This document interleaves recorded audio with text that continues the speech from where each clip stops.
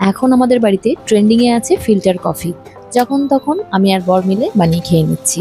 যখন যেটা মনে হয় না হুজুগে পড়ে কিনে ফেলি, তারপর কিছুদিন পরে ওগুলো তোলাই থাকে। বাড়িতে এত কফি জমে গেছে। আমি চা কফি এগুলো সবই খেতে খুব ভালোবাসি, কিন্তু আমার বর হয়েছে একেবারেই উল্টো। ও মাঝে মাঝে খায়, শখে খায়, কোনো কিছু এরকম নেশার মতো খায় না। আমার কিন্তু রীতিমতো নেশা। রোজ সকালে জিজ্ঞাসা করি চা করব না কফি করব, অর্ধেক দিন না করে দেয়। আরে বাবা, তুমি খেলে একটু আমারও তো খাওয়া হবে, এটাই বোঝে না। হাওড়া গেলে আমার খুব মজা হয়। ওখানে আমাদের বাড়ির সবাই চা খোর একেবারে।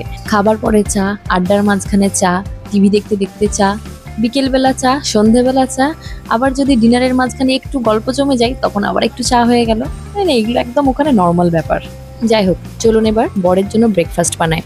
সকালবেলা পাউরুটি খেতেই ভালোবাসে, কিন্তু এর সাথে যদি আলাদা করে ফল বা আলাদা করে স্যালাড করে দিই, তখন খাই যখন মুখটা দেখে মনে হয় কি কি কষ্ট করেই না খাচ্ছে। তাই ব্রেডের মধ্যে একটু বাটার লাগিয়ে নিলাম, আর শসা, টমেটো, পেঁয়াজ এগুলো স্লাইস দিয়ে দিলাম। আর আজকে বাড়িতে ছিল লেটুস পাতা, তো এইটা খেতে আবার খুব ভালোবাসে। এইটা দিয়ে দিলে সব খাবারই নাকি খুব টেস্ট হয়ে যায় বলে। সঙ্গে দিয়ে দিলাম একটা ডিম সেদ্ধ। খুব সিম্পলি ঝটপট একটা ব্রেকফাস্ট রেডি হয়ে গেল।